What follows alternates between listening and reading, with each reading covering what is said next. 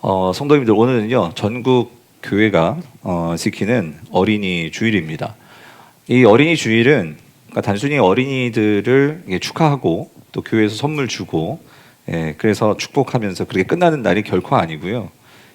교회가 이제 어린이 주일을 정하고 이 예배 시간에 이 어린이 주일 예배로 우리가 함께하는 것은요. 하나님 나라의 백성인 어린이들을 축복을 하는데 왜 축복을 하느냐? 그들은요.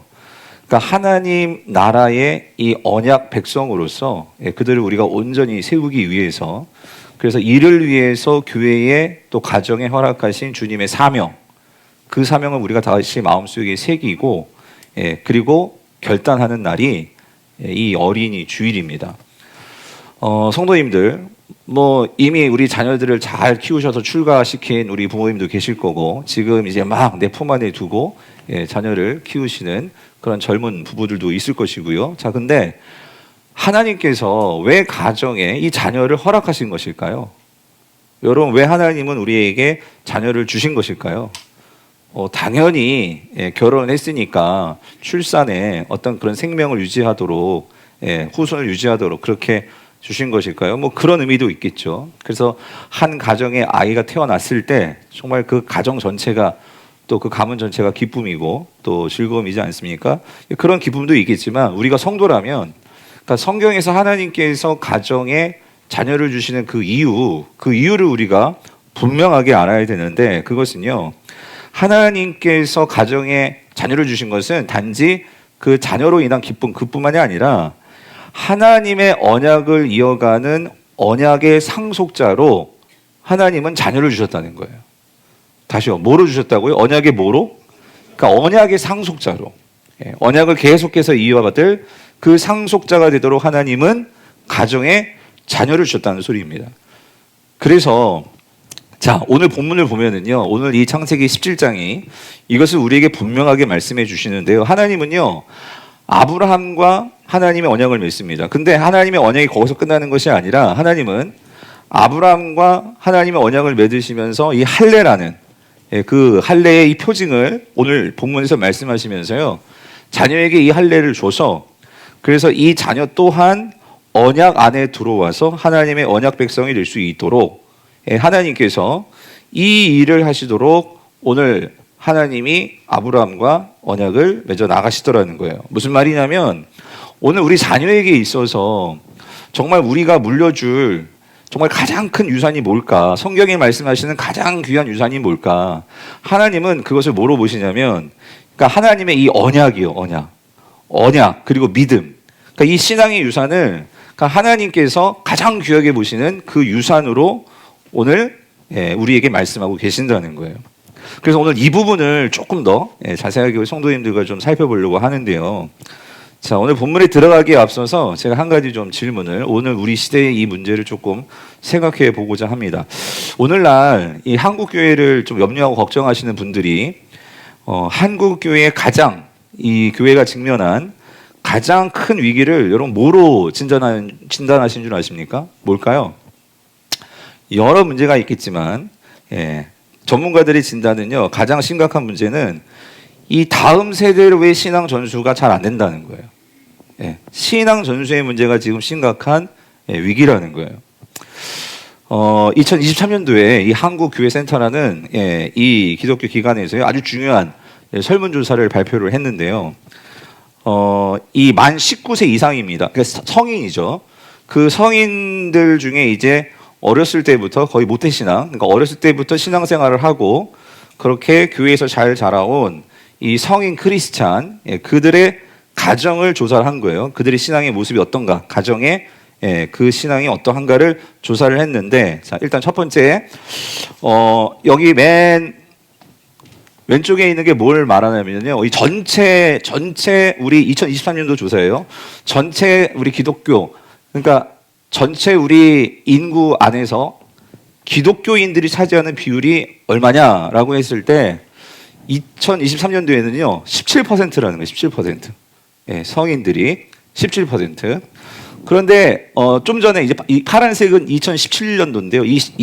2017년도에는 20%였어요. 전체 성인들이 차지하는 그 비율이. 근데 2023년도에 이게 줄었단 말이죠. 자, 줄었는데 요걸 조금 더 자세히 들어가서 연령대를 분류를 해서 그러면 20대 우리 자녀들 특별히 20대는 그럼 전체 우리 한국의 이 사람들 안에서 그 비율이 20대 크리스찬들의 비율이 얼마가 되느냐라고 조사를 했더니 2023년도에는 이게 9%라는 거예요.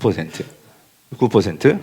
그런데 여기서 우리가 한 가지 좀 의미 있게 좀 봐야 되는 게 뭐냐면 근데 2017년도에는 2017년도에는 20대 그러니까 우리 교회를 말한 청년부죠. 청년 대상 대학생 2017년도에는 그게 21%였는데 이게 2023년도에 얼마로 줄었어요? 9%로 줄었다는 소리예요. 크게 줄은 거죠. 그럼 30대는 어떠냐? 30대를 따로 뽑아가지고 봤더니 30대는 2017년도에는 20%였는데 2023년도에는 11%가 되었다는 거예요. 그러니까 이 비율을 따지면 여기 나와 있지만 2030 세대를 전체로 놓고 보면 그러니까 청년 10명 중에 한 명만 지금 교회 다니고 있는 거예요. 한 명만 신앙생활을 하고 있다. 근데 여러분 지금 이게요. 지금 여기서 이게 지금 9%가 2023년도거든요. 그럼 지금 2025년도에 그럼 지금 올해는 그럼 좀 올라갔을까? 아니에요. 더 내려갔다 그 소리예요. 그러니까 이게 뭘 보여주냐면 지금 우리 자녀 세대들의 신앙이 그러니까 점점 신앙에서 이탈하는 그 세대들이 계속해서 어때요? 늘어나고 있다는 거죠. 그래서 이 부분에 대한 심각성을 가지고 그럼 왜 이탈을 하느냐 이제 그 이유를 생각을 해보는 거예요. 근데 여러분 우리가 이 이유를 외부적인 요인과 그러니까 세상에서 그러니까 교회 밖의 요인과 교회 안의 요인으로 우리가 구분해서 생각해 볼 수 있는데 먼저 외부적으로 보면 일단은 출산율이 감소를 했죠. 그래서 지금 이 통계는 19세 이상의 이 성인들을 조사한 거지만 우리 훨씬 더 어린 자녀들까지 생각해 본다면 분명히 출산율이 줄었기 때문에 그렇기 때문에 당연히 초등학교도 그렇고 학령 인구가 급감하니까 당연히 우리 주일학교를 생각해 볼 때 우리 유아유치부, 유소년부 수는요 줄 수밖에 없어요. 그런데 그렇게 수도 줄는 것도 있지만 과연 이 세상이 점점 이 아이들을 어떻게 교육하죠? 무신론과 더 비종교화된 어떤 그런 가르침들 이 비신화화된 어떤 그런 가르침들이 계속 사회가 주입하는 이런 문화적인 배경들이 우리 유아, 유치부, 유소년부, 청소년부 아이들뿐만 아니라 특별히 청년 세대들에게는 이런 영향들이 교회를 떠나게 만드는 그런 외부적인 요인들이 분명히 있더라는 거죠.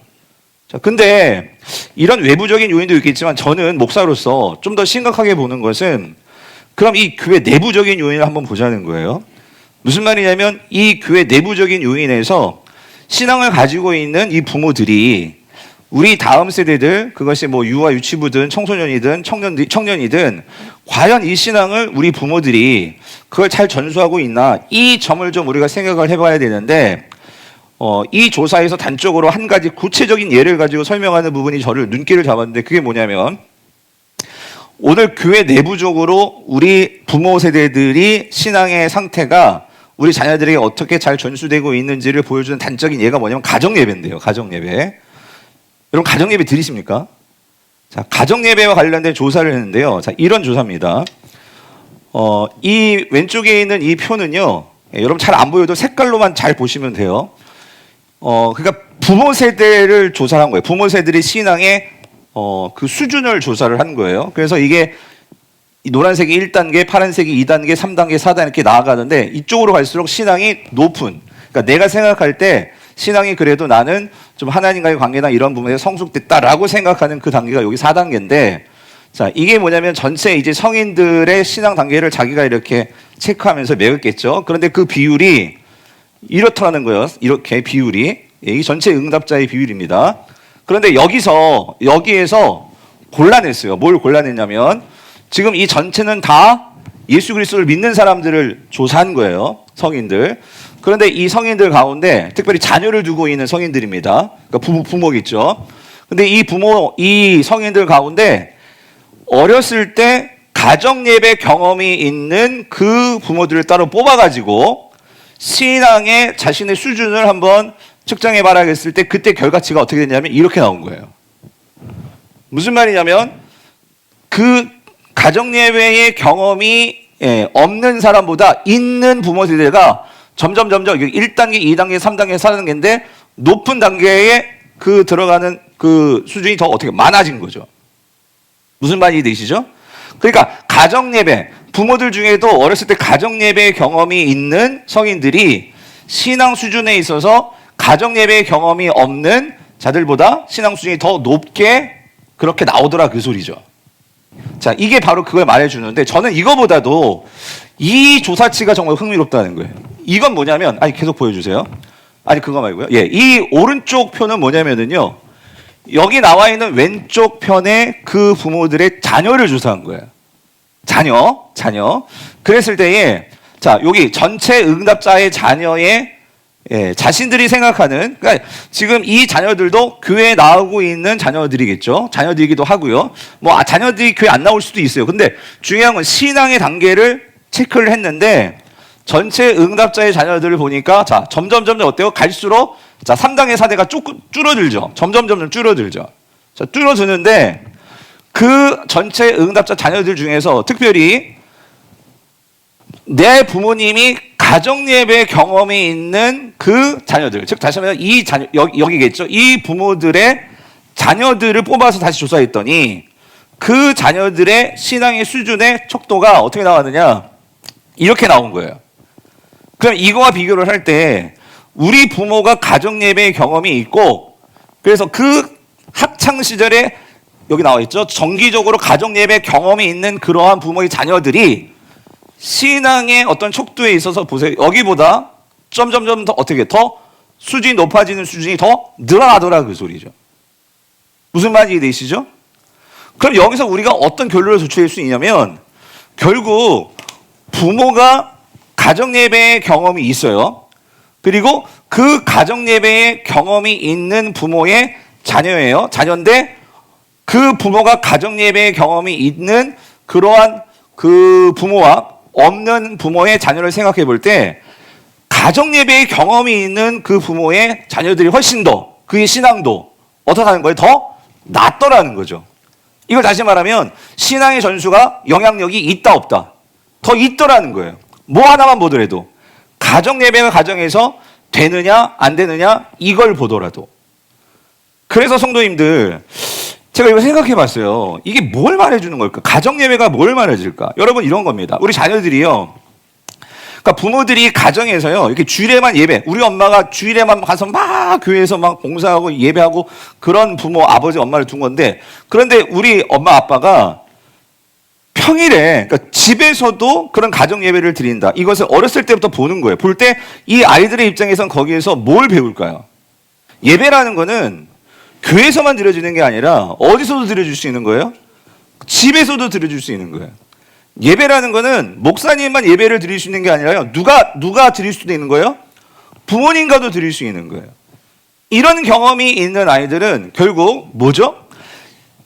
주일의 예배, 그러니까 세상에서의 예배와 교회에서의 예배가 구분이 안 되고 일상에서의 신앙생활의 어떤 연속성을 그래도 그것들을 인지하고 그것들을 받아들이면서 신앙이 형성이 되는데 가정에서의 예배가 전혀 없는 그러한 자녀들은요. 그러니까 교회와 세상이 이게 분리돼 가지고 신앙의 일원화가 근본적으로 어떻게 일치가 되지 않더라는 거죠.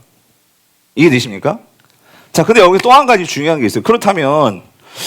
그러면 이런 질문이 들죠. 과연 그럼 오늘날 이렇게 중요한 게 만약에 단적으로 가정 예배라면 저도 이런 질문이 드는 거예요. 과연 우리 교회 성도들 안에서 얼마나 정말 가정 예배가 되어질까? 한번 이걸 조사해 보면 좀 의미가 있겠다 싶은데 조사가 되어 있어요. 이건 이것을 가지고 이제 조사를 했는데 지금 현재 한국교회 안에서 가정 예배 실태 봤더니요. 자, 이런 거예요.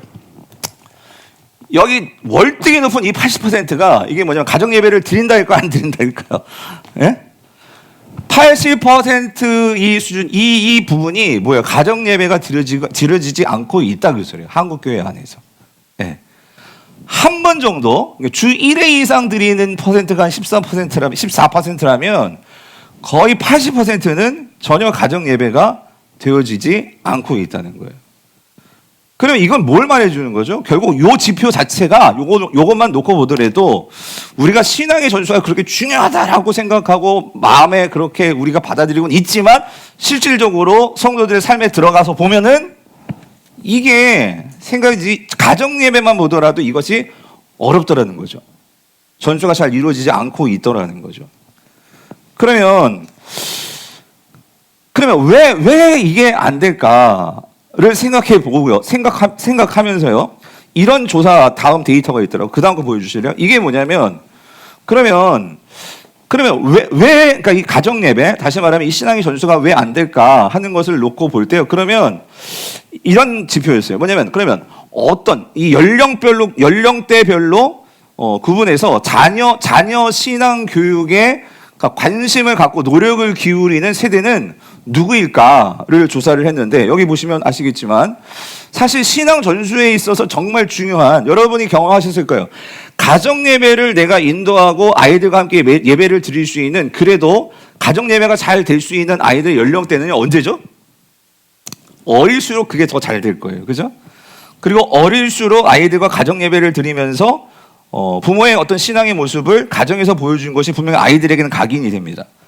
그렇다면 우리가 생각할 때 이런 신앙의 전수에 있어서 물론 우리가 전 연령대에서 이 신앙의 전수가 중요하겠지만 이 아이의 생애 주기를 놓고 볼 때 그래도 이 아이에게 직접적으로 어떤 이 신앙의 전수의 어떤 그 부분에 있어서 내가 이 아이들을 잘 컨트롤할 수 있는 그 나이 때는 부모들도 나이가 젊으면 젊을수록, 그렇죠? 그때가 더 쉽겠죠. 잘 되겠죠. 근데 문제는 뭐냐면 왜 신앙의 전수가 잘 안 될까? 이거를 고민하면서 조사를 했는데 이 연구 결과는 뭐냐면 이거예요. 부모의 나이가 젊으면 젊을수록 부모들이요 오히려 아이에게 있어서 신앙의 전수를 위한 노력을 한다 안 한다? 안 한다는 거예요. 이게 문제인 거예요. 이게 뭐냐면 30대가 보세요. 여기 지금 30대, 40대, 50대를 봤는데 여기서 가장 자녀의 신앙 전수를 위해서 애써야 할 나이는 어떤 면에서는 30대인데 오히려 50대가 이렇게 높고요. 50대가. 예. 이건 어떤 면에서는요, 안타까우니까 이제 나이가 먹으면은 이제 나중에는 막 우리 자녀를 위해서 그렇게 막 기도하고 막 마음을 쓰는데 사실 그때는 늦었죠. 예. 그런데 실질적으로 이 30대 나이 때 그 부모들이 노력을 해야 되는데 노력 못 합니다. 그 소리예요. 근데 이게 안타까운 게 여러분 30대 나이가 그때가 누구예요? 아이들이 이제 나가지고, 그러니까 유아 유치부 때, 유소년부 때, 그때 정말 중요한 가정에서 가정 예배를 드릴 수 있고 할 수 있는 그때인데 그때 그걸 못 하는 거예요. 여기 지금 우리 30대 우리 집사님들 계시잖아요. 정말 어떤지 한번 여쭤보고 싶은데 궁금해요. 예, 또 예비 부부들도 있고 계시잖아요. 저기 뒤에도 있고, 있는데 여러분 어떠세요? 예. 자, 근데 그럼 이렇게 한번 또 질문해 볼 필요가 있어요. 그럼 이런 질문들 들지 않으세요? 30대가 그렇게 중요한 때인데 그러면 왜 이 부모 세대가 이때 신앙 전수와 신앙 교육과 이 부분에서 왜 노력을 못 하는 걸까? 여러분 왜 못 할까요? 왜? 네? 왜? 그래서 이걸 조사했어요. 조사를 했는데 그 다음 데이터 보여주세요. 첫 번째는요, 그것도 있는데요. 가장 중요한 게 뭐냐면, 제일 높았던 게 뭐냐면 이거예요. 제일 높았던 거. 부모인 내가 신앙에 확고하지가 않은 거예요. 그러니까 신앙에 대한 분명한 정체성? 왜냐면 이 부모들이요, 세상에서 여러 맘카페니 여러 가지 막 세상에서 이 아이들을 어떻게 잘 키워야 된다, 여러 가지 정보들은 많이 듣습니다. 누구보다도 적극적으로 아이들을 잘 키우는 법, 어떻게 하면 이 아이들이 똑똑하게 많은 그러한 정보들을, 정말 무수히 많은 그런 정보들을 받을 거예요. 그러한 세상 속에서 이 부모들 자신도 그 부모에게 어떤 신앙의 전수를 잘 받았는지도 봐야 되겠지만 내가 신앙이 확고하지 않으니까 세상이 여러 소위에 흔들리는 거예요. 그러다 보니까 정말 이 신앙의 중요한 하나님 말씀 안에서 이 자녀를 어떻게 교육해야 하는지에 대한 확신이 없으니까 결국은 세상의 소리에 끌려가거나 그런 부분에서 내가 흔들린다 그 소리죠. 이게 가장 컸고요. 두 번째는 뭐냐면, 맞아요, 바쁜 거예요. 우리 30대 부모들도 막 일해야 되고 맞벌이일 수도 있고요. 여러 가지 그런 상황들이 바쁜 거예요. 시간이 없는 거예요. 그리고 그렇게 일을 하고 와서 아이들과 가정 예배를 드리려고 해도 내 몸이 피곤한데, 육신이 힘든데 여기 집중을 못 하는 거죠. 그러니까 결국은 못 하는 거예요. 그리고 세 번째는 여기요. 자녀의 학업 일이 우선이었어요. 이거 뭐냐면 이제 애들이 크잖아요. 내가 하려고 해도 애들이 바빠. 애들이 학원 가야 되고 애들이 공부해야 된다고 그러고 그러니까 애들이 이제 거부해. 그러니까 이게 또 내가 하려고 해도 아이들이 그거는 부분에서 이걸 같이 해주지 못하네. 그리고 이제 더 아이들이 더 커지면은 이제 머리가 커지니까 자녀가 신앙을 받아들이려고 하지 않아. 그건 엄마 신앙이고 난 내 신앙이 있다는 거죠. 그러면서 아예 뭐예요? 그 신앙적으로 완전히 이탈해버리면 이거를 끌어다가 그냥 교회 어떻게 뭐 앉혀놓을 수도 없고 이런 상황이 되어버리더라 그 소리죠. 그리고 마지막은 뭐가 있냐면 이거더라고요. 부모들이 신앙교육을 하려고 해도 구체적으로 어떻게 해야 될지 방법을 몰라. 내가 경험해보지 않았으니까. 내 아버지가 가정 예배를 안 드렸으니까 내가 보고 배운 게 없잖아요. 그러니까 막상 하려고 해도 이게 낯선 거야. 그러니까 이게 안 되는 거예요. 여러분 제가 이 조사 보고서를 보면서요 참 많은 고민이 들었습니다. 뭐냐면 우리가 지금 이렇게 작년 예배를 드리고 있지만 우리 성도님들 오늘 여러분의 손주, 손녀, 하여튼 여러분들의 자손들의 문제이기도 하고 오늘 지금 이제 우리가 유아 유치부에 아이들을 맡기고 유소년을 맡기고 또 우리 부모님들이 여기 앉아 계시는데 우리가 진지하게 고민해 봐야 된다는 거죠. 이게 과연 이 아이들이 정말 세상에서 나아가서 정말 이 세상을 살아가야 되는데 과연 우리 아이들에게 정말 이 아이들이 이 험난한 세상 속에서 정말 자기 주관을 가지고 바른 정체성과 바른 이 신앙관을 가지고 세계관을 가지고 세상에서 살아가야 되는데 과연 우리는요 이 아이들을 정말 여러분이 언제까지 이 아이들 곁에서 울타리가 되어줄 수 있을까요? 결국은 이 아이들이 이 세상을 살아가는 분명한 자신이 누구인지를 알고 그 삶을 영해 나가야 되는데 그런 면에서 이 부분을 우리가 정말로 함께 해결해 줘야 되는데 여러분 제가 특별히 여기 30대 부모들 계시는데 참 그런 생각이 들었어요. 뭐냐면 참 힘든 거예요. 30, 40 세대들이 정말 우리 교회 안에서 이렇게 어린 자녀들이 나와서 지난주에 우리 유아 세례도 줬잖아요. 제가 지난주에 유아 세례를 주면서 오늘 이 설교를 꼭 해야겠다는 마음을 하나님께 감동을 주시더라고요. 뭐냐면 그러니까 이 아이들이 이 부모들이 얼마나 애지중지 사랑하는 아이들 아닙니까? 그런데 이 부모들의 어떤 신앙의 상태만으로 아까 보셨지만 30, 40이 분명히 이 부모들도 내 신앙이 이 세상에서 많이 흔들려요. 흔들리고 그리고 또 이래요. 우리 여기 계신 우리 성도님들 보이시는데 정말 교회에 와서 이렇게 신앙생활을 정말 잘해보려고 해도요. 예를 들어서 저희 이제 금요일이든 수요일이든 이렇게 예배 나오시는 집사님이 계세요. 애 셋 때리고 제가 그걸 볼 때마다 무슨 생각이 드냐면 특히 금요일에도 뭔가 정말 이렇게 우리 여기 계신 이제 애들 다 출가시키고 이렇게 내 신앙 건사하기에 정말 너무나 좋은 여건에 계신 분들은 정말 복 받은 거예요. 뭐냐면 애들 데리고 와가지고 예배를 드려야 되는데 애들이 칭얼대고 하면 내가 정말 하나님께 또 기도하고 찬양하고 싶어도 어떻게 해야 돼요? 애 데리고 나가야 돼요. 그럼 만약에 우리 교회가요 정말 많은 마음을 열어놓고 정말 만약에 깐난쟁이 애기들도 같이 데리고 와서 같이 예배 드리는데 그 막 여기 막 울고 막 뛰어다니고 그러면 여러분 그거 이해하시면서 예배 하시겠어요? 어떠세요? 저도 설교 타기 너무 힘들 것 같아요. 집중하기 힘들고 한두 번은 하라고 하지만 만약에 매주 그렇게 한다? 뭐 어렵겠죠. 그런데 그런 부분에서 그러니까 3040 부모가 진짜 내가 신앙생활을 잘 하려고 해도 이 부분에서요 누가 이걸 좀 도와주고 좀 함께 해주지 않으면은요 그때 신앙을 지킨다는 거 이거 너무 힘들죠. 육아도 힘든데 그 아이들을 돌보면서 내 신앙을 지킨다 이게 거의 불가능하다 그 소리예요. 그래서 예전에요 금요성령 집회 같은 거 할 때 우리 많은 젊은 또 우리 집사님들 중에 예전에 저희가 토마토로 해가지고 애들 따로 금요일에도 주일학교 이렇게 운영하면서 했거든요. 해봤는데 또 그게 문제가 뭔 줄 아세요? 교육자들이 이제 그걸 하는데 여러분 교육자들도요. 이 사람들도 뭔가 금요 기도회에서 같이 기도하면서 은혜 받고 영적으로 충만해야 그런 것들이 사역에서 영향력으로 나타나는데 이게 그 사역만 이 교육자들도 거기에만 이렇게 있다 보니까 이게 영적으로도 사역자들에게도 이게 힘든 거예요. 그래서 뒤에 가서 제가 좀 설교를 하려고 했었는데 이런 게 필요한 것 같아요. 예전에 제가 그야말로 30대 때 미국에서 공부할 때 참 그 교회에 물론 큰 교회니까 가능할 수도 있겠지만 이런 거였어요. 딱 애를 데리고 가는데 여기 지금 30대 부모들 우리 형진 집사님도 그렇고 참 귀한 거예요. 뭐냐면 일단 애를 맡겨놓고 지금 온 거예요. 그러면 수호 같은 아이들을 맡겨주시는 거기 선생님들이 올해부터 거기 우리 부부 순장님들 중에 우리 수호 집사님이 아니라 형진 집사님하고 우리 소연 집사님 그 아이 수호를 봐줄 테니까 우리 집사님 부부 가서 예배드리라고, 안심하고 예배드리라고. 그러한 선생님들이 있기 때문에 애를 봐주기 때문에 지금 여기 와서 지금 부부가 예배를 드릴 수 있는 거예요. 근데 만약에 이게 누가 애를 봐줄 사람이 없으면 어떻게 여기서 예배를 드립니까? 그러면 육아유치회를 그냥 거기 있어 예배를 드려야 되는 거예요. 물론 그 예배는 뭐 예배가 아니다 그 얘기가 아니고요. 뭐냐면 이 부모들도 정말 예배 속에 내가 하나님께만 집중하면서 예배할 수 있는 그런 시간이 필요하잖아요. 그런 시간을 위해서 지금 그래도 주일학교예요. 주일 예배에는 아이들을 봐주는 그런 선생님들이 있기 때문에 그래도 이렇게 나와서 예배를 드릴 수가 있다고 그러세요. 근데 제가 항상 안타까운 건 그거예요. 여기 우리 이민영 집사님 어렸을 때 그 우리 지우하고 그 은호 어렸을 때부터 그 지금 많이 컸지만 항상 보시면 금요기도에 끝까지 다 있으려고 해도 있을 수가 없는 게 애들이 울고 애들이 밑에 있는데 어떻게 계속 있어요. 그러니까 내려가셔가지고 예? 그럴 때 여기 권사님들 계시는데 제가 좀 그런 마음이 드는 거예요. 제가 왜 그런 본 게 있으니까 미국에서요 예배 때마다 아이들 케어를 해주세요. 누가 하냐면 권사님들이 해주세요. 권사님들이.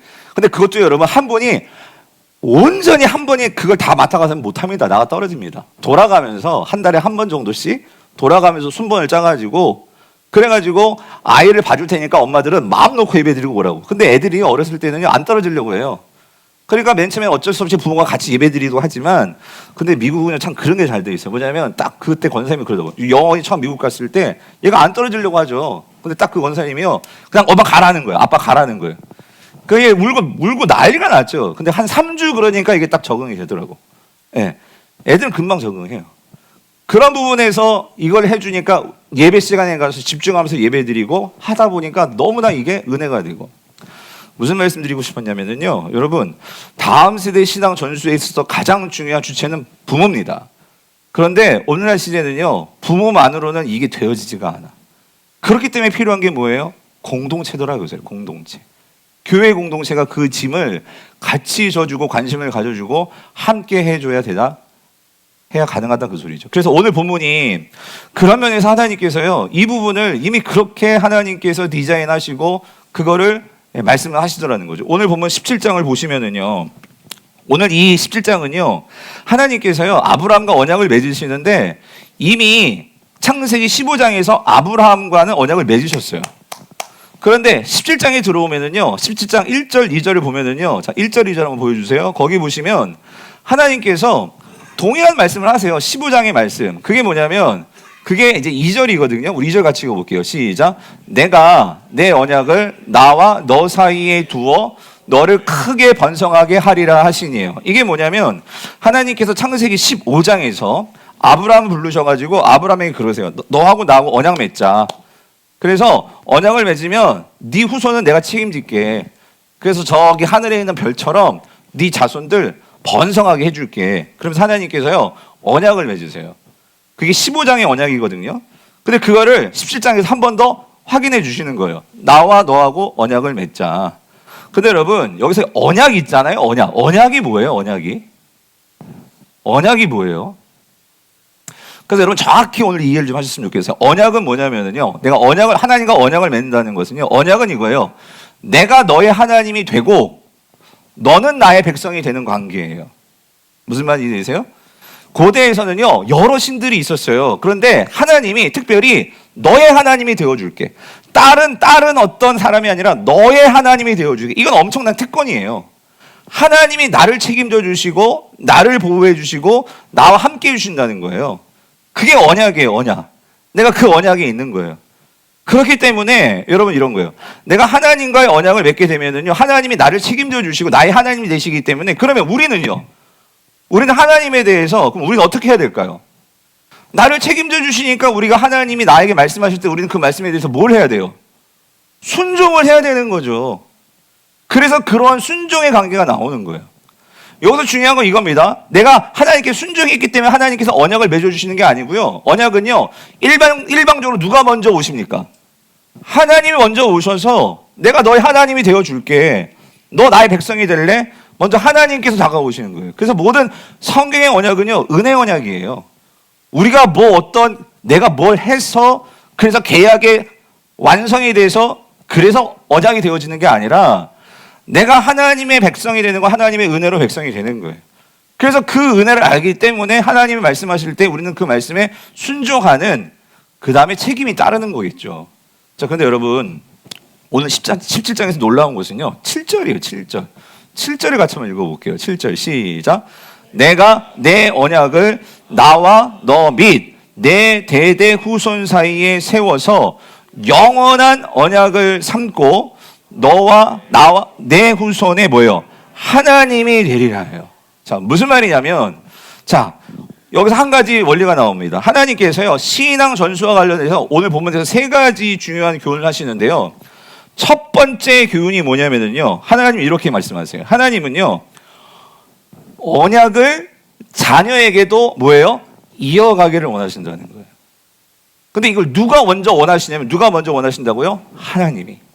하나님이 언약을 아브라함과의 관계에서만 있는 것이 아니라 하나님은요 아브라함을 통해서 나오는 이 자녀하고도 그런 하나님은 언약 관계를 맺기를 하나님 원하신다고 그 소리예요. 근데 이게 왜 중요하냐면 여러분 이겁니다. 오늘 하나님께서요 다시 7절을 보여주시면은요 7절에서 하나님은요 내가 아브라함을 하나님과의 그 언약 관계 안에서 하나님은 아브라함의 하나님이 되어준다고 했는데 하나님은 지금 아브라함에게 말씀하시는 거예요. 너만의 하나님이 아니라 하나님은 누구의 하나님이 되어준다고 말씀하시냐면요 너의 자녀의 뭐가 된다? 하나님이 되어줄게 이걸 말씀하시는 거예요. 근데 여러분 이거 다시 한번 돌이켜 생각해 보세요. 이게 지금 고대 사회에서요 정말 고대 사회는요 생존이 삶의 가장 첫 번째 그 삶의 조건이었어요. 물론 오늘도 정말 이 세상이요 정말 세상 속에 들어가 보면 정말 치열한 경쟁 속에서 살아남기가 힘들죠.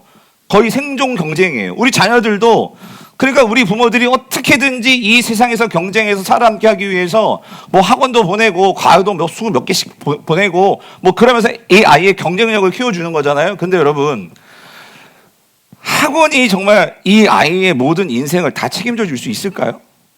여러분? 아니면 정작 여러분 자신이 이 아이의 언제까지 이 아이의 삶을 다 책임져 줄 수 있으시겠습니까? 그런데 오늘 하나님이 이걸 말씀하시는 거예요. 하나님이 여러분의 삶을 책임져 주신 것을 믿으십니까? 그거를 정말 믿는 자라면 그런데 하나님이 이제 누구의 삶까지 책임져 주신대요?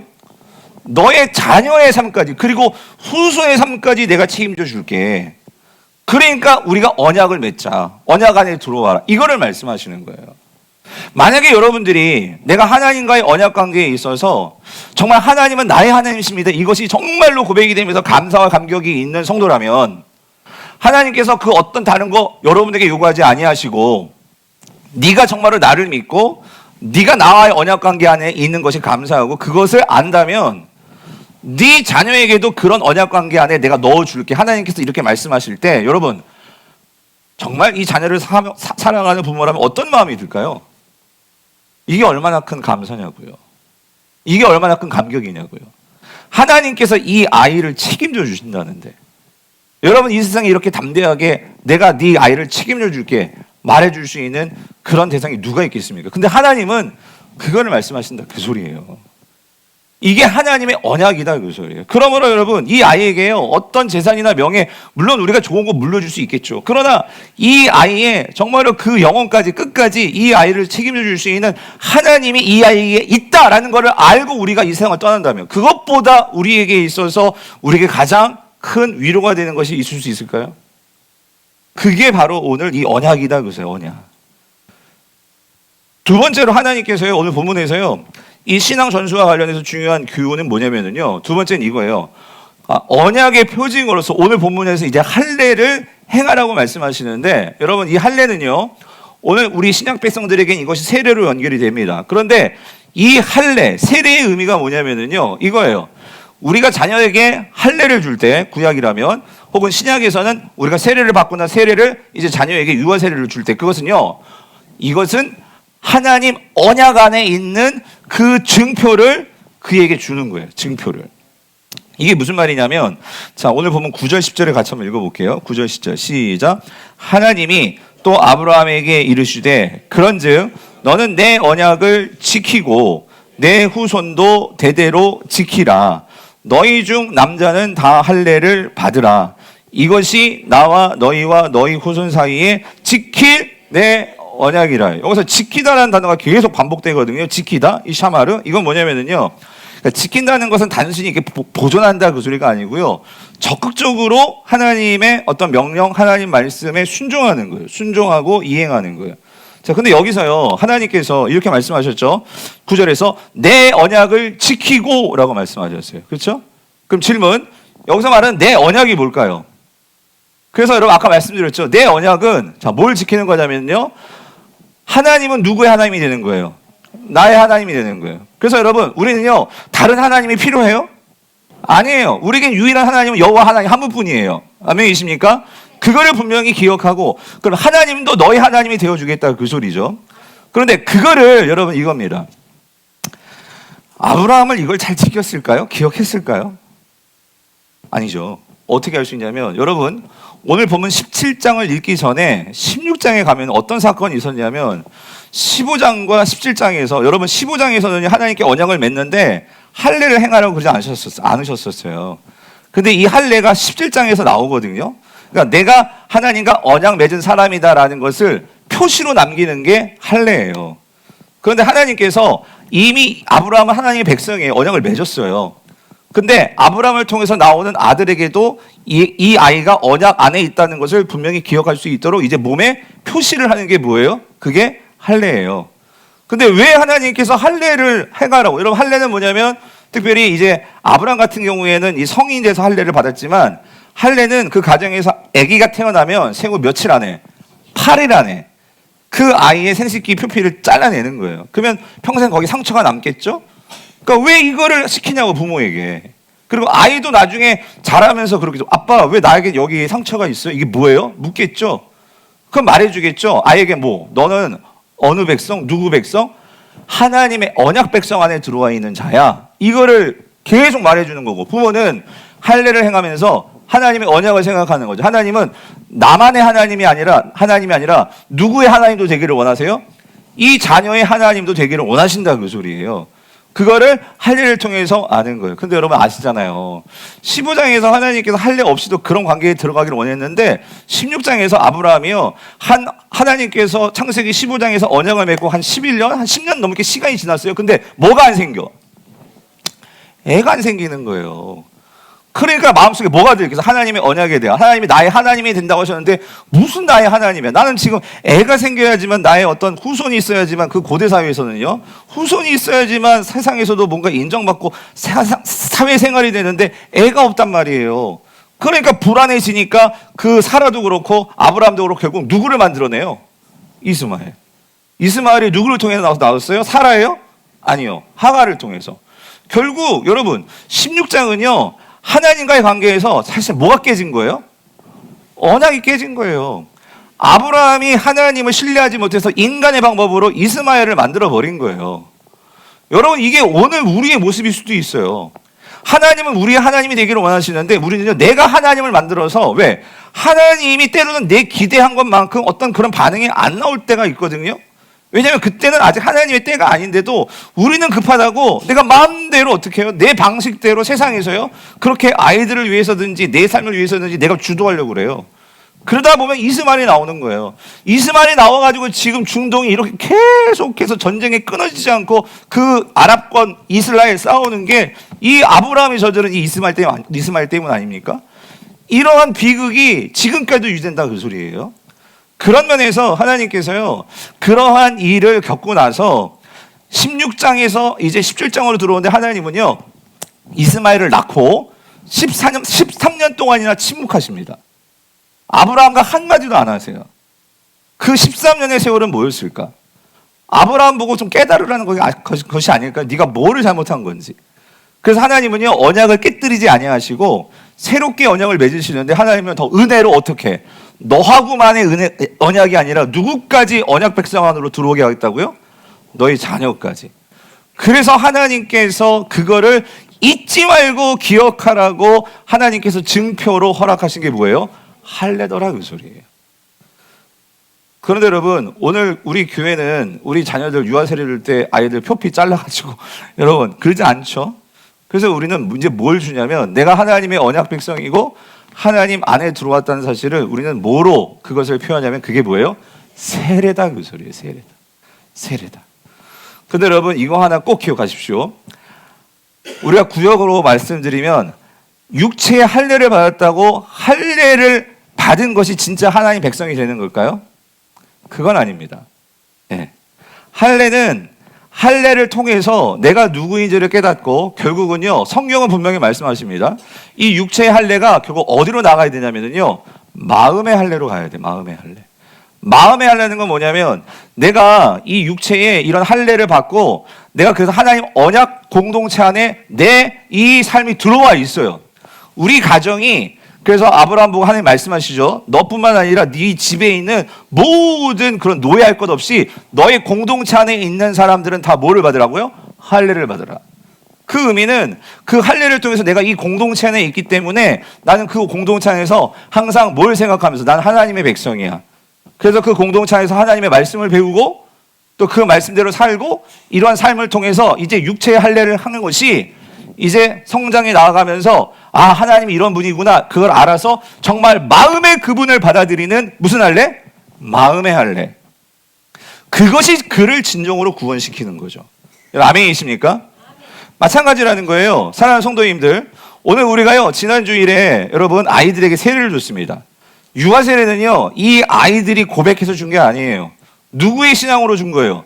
부모의 신앙을 믿고 준 거예요. 그런데 중요한 것은 이 아이들에게 근데 왜 유아 세례를 줍니까? 이 유아 세례를 줌으로 인해서 이 부모들의 신앙을 가지고 이 아이들이 이 언약 공동체 안에 들어온 거예요. 이 교회 안에 들어온 거예요. 그래서 우리가 함께 이 아이들을 같이 관심을 갖고 기도해주고 그리고 이 자녀들도 우리 부모들이요 이 아이들이 정말 하나님을 만날 수 있도록 이 교회 안에서 말씀의 교육과 가정 안에서 신앙의 교육과 그 안에서 정말 이 아이들이 나에게 있어서 정말 그 하나님이 필요하다는 것을 분명히 알고 이미 하나님은 여러분의 자녀들에게 하나님이 되어주시겠다고 말씀하셨어요. 하나님은 그렇게 되기를 원하시고요. 그런데 이 아이들이 정말 인격적으로 그 하나님을 나의 함으로 받아들이는 그때가 온단 말이에요. 그때를 위해서 우리가 이 아이들에게 유아세례를 주고 어렸을 때부터 너는 누구야? 유아세례 받은 하나님 언약 백성 안에 있는 자야. 이 사실을 끊임없이 우리는 그 아이들에게 알려주고 그 할례를 받은 아이들이 자신의 몸의 상처를 보면서 나에게 왜 이 상처가 있는 거지? 이게 무슨 의미이지? 그래서 부모에게 묻고 공동체에서 묻고 말씀을 가지고 내가 누구인지를 알아가면서 신앙이 자라가는 것처럼 유아 세례를 주는 거는요 그냥 물 찍어주고 끝나는 게 아니라 이 아이들에게는 그 아이들이 지금은 모르지만 하나님 언약 공동체 안에 들어왔다는 것을 부모들이 먼저 인식하고 공동체가 인식하고 그리고 이 아이들에게 끊임없이 이 교회 안에서 그 자녀들이 말씀을 교육받아가면서 나중에 입교하는 날이 됐을 때 여러분들 앞에서 여러분들의 기도와 여러분들의 그런 관심으로 내가 이제 드디어 하나님을 내 마음의 할례를 합니다. 그게 입교의 시기란 말이에요. 그렇게 되어서 이 아이들이 신앙 안에서 계속해서 잘 자라갈 수 있도록 우리는 이 신앙의 전수를 해야 한단 말입니다. 그래서 제가요 이번 주 안에 이 말씀 지난주에 유아세례를 주고 제가 무슨 회개를 했냐면 이 회개를 했어요. 뭐냐면 여러분 이겁니다. 우리 자녀들에게 있어서 여러분들 지난주에 우리 유아세례를 받으신 우리 부모님들 계시는데 또 이미 작년에 받으신 분도 계시고 형님 집사님한테 묻고 싶었지만 수호 유아세례 날짜를 아십니까? 여러분 제가요 솔직히 그래서 제가 어제 우리 여원이 한결이 옛날에 사진을 막 찾아봤어요. 내가 유아세례를 언제 줬지? 대충은 저의 나이를 생각할 때 몇 년은 알겠는데 몇 월 며칠인지 그게 안 나오는 거예요. 그런데 여러분 생각해 보니까 여러분 유아세례는 뭐냐면 어떤 의미냐면요. 이 아이가요 공식적으로 이 공동체 안에서요 하나님 언약 백성 안에 들어온 날이 유아세례 날이에요. 예? 내가 여러분의 하나님만이 아니라 여러분의 수호의 하나님이 되어줄게 라고 우리 형진 집사님과 우리 소연 집사님에게 분명히 말해주고 그거를 시작하는 그 지점 내가 이 수호의 하나님이 된다라는 것을 분명히 그 선언해주고 시작해주는 그 날이 언제냐면 언제예요? 유아세례 날이다 그 소리예요. 그런데 여러분 우리 아이들에게 있어서 생일날도 중요해요. 생일날도 중요하지만 우리 할아버지 대신 우리 또 할머니 대신 우리 권사님, 집사님, 장로님들 우리 장로님 지난주에 우리 두 분 우리 우리 예? 손녀하고 우리 손자 유아세례 받았는데 잊지 마십시오. 뭐냐면 할아버지 애들은 잊지 모르겠지만 4월 27일 될 때마다 여러분이 전화해줘야 돼요. 너희들은 유아세례 받은 아이들이야. 네가 하나님 안에 언약 공동체 안에 들어왔어. 그 사실을 분명히 기억하고 이 아이들이 내가 유아세례 받았어? 내가 유아세례 받은 어린이야? 이 사실을 분명히 알고 정말 살아간다면 여러분 하나님이 너의 하나님이 되어주신데 이게 얼마나 큰 인생을 살아갈 때 우리에게 큰 힘이 되겠냐 그 소리예요. 근데 이거를 놓고 생각해보니까 또 한 가지 드는 질문이 뭐냐면요. 여러분 제가 한번 질문해 볼게요. 제가 이제 교회에 이제 등록하실 때요. 제가 꼭 묻거든요. 세례 받으셨습니까? 언제 받으셨습니까? 여러분 자신이 세례 받은 날짜 기억하시는 분 계세요? 많지 않더라고요. 다 잊어버리고. 근데 여러분 세례 날짜는 뭐예요? 세례 날짜는요. 유아세례 받지 않고 내가 성인 되어서 세례 받으신 분. 세례는요. 내가 정말 예수님을 나의 신랑으로 나의 주님으로 모십니다. 여러분이 공동체 앞에서 선언한 날이에요. 비유로 하자면 여러분 결혼 날짜 다 기억하십니까? 만약에 신혼부부가 결혼 날짜 기억 못하면 난리 나잖아요. 예? 여러분 하나님 예수님을 나의 영원한 신랑으로 맞이한 날이 세례 날짜예요. 근데 어떻게 세례 날짜를 모를 수가 있냐고요. 내가 정말로 이런 세례를 받은 자라는 그런 사실에 대한 우리의 이런 표징. 여러분 할례는요 그 표징이라 그 소리예요. 내가 하나님의 백성이고 우리 자녀들이 하나님 언약 안에 들어왔고 이거를 잊지 않고 살아가도록 하나님께서 주신 것이 할례고 세례다 그 소리예요. 근데 우리가 이것 자체를 내가 하나님 언약 백성 안에 들어왔다는 사실 자체를 너무나 쉽게 생각하고 그 가치를 모르니까 여러분 신앙의 전수가 되겠습니까? 오늘 우리가 정말로 이 신앙의 전수 하나님이 정말로 내가 너의 하나님이 되어줄게 이게 얼마나 우리에게 큰 위로가 될 수 있겠냐 그 소리예요. 저는요 우리 교회 성도들에게 그래서 오늘 1부 때도 우리 주일학교 교육자들이 그걸 말씀드렸어요. 유아유치부도 유아세례 받은 아이들 생일 축하만 해주지 말고 유아세례 받은 날 좀 큰 날을 축하해주고 그거를 계속해서 기억하면서 그렇게 자라갈 수 있도록 우리 부모님들 우리 할아버지 할머니들 정말 부탁드리는 게요. 정말 그날을 축하해 주셨으면 좋겠어요. 내 자녀 손주가 세례 받고 내 자녀 손주 여러분들이 유아세례 받고 입교한 날 얼마나 중요한 날이에요. 근데 그 날짜가 별로 중요하지 않게 되어버렸어요. 그날 여러분 꼭 기억하시면 좋겠고 오늘 유아세례 지난주 받으신 분들 유아세례 증서 나가요. 거기 사진도 있어요. 그거 보면서 날짜를 꼭 잊지 않도록 그렇게 해줬으면 좋겠습니다. 마지막으로 그렇기 때문에 세 번째 중요한 신앙 전수의 중요한 교훈은요 이거예요. 신앙 전수는요 다음 세대를 향한 공동체적인 책임이 필요하다 그 소리예요. 그래서 여러분 오늘 본문 보시면 마지막으로 14절을 보시면은요 우리 같이 한번 읽어볼게요. 시작. 할례를 받지 아니한 남자 곧 그 포피를 베지 아니한 자는 백성 중에서 끊어지리니 그가 내 언약을 뭐예요? 배반하였어요. 야 이게 여러분 보세요. 하나님의 언약 공동체 안에서요 아웃될 수 있어요. 내쫓길 수 있어요. 그러니까 오늘 이 말씀은요 정말 이 말씀은 무서운 경고이기도 해요. 뭐냐면 여러분 하나님의 언약은 축복이지만 동시에 분명히 책임이 따르는 거예요. 왜냐하면 내가 하나님의 언약 백성이라서 내가 아는 게 중요하고 그리고 그 안에 머무는 것이 은혜이고 그래서 우리가 항상 기억하면서 이 공동체가요 구약에서는 가정이겠죠. 오늘날 우리 신앙을 확대하면 가정과 교회겠죠. 그 교회가 신앙교육을 통해서 이 하나님의 언약 백성 안에 있다는 것이 어떤 의미인지를 깨닫고 그래서 신앙교육이 실패가 되지 않도록 우리가 함께 이걸 애를 써야 된다 그 소리예요. 신앙의 교육, 신앙의 전수가 안 된다는 것은 결국 하나님과의 심각한 영적 단절이 이루어진다 그 소리. 영적 단절이. 우리 자녀에게 이 세상 속에서 하나님 없이 살아간다는 것이 알고 보면 이게 얼마나 외로운 일이고 이게 얼마나 심각한 문제냐는 거죠. 그래서 여러분 부모에게 있어서는요 이 아이들에게 신앙교육을 방치한다? 여러분 이거는요 너무나 무책임한 일이라 그 소리예요. 하나님은 이 아이들에게 하나님이 되어주기를 원하시는데 그거를 내가 바쁘다고 내가 관심이 없다고 그냥 자꾸 뒤로 뒤처진다?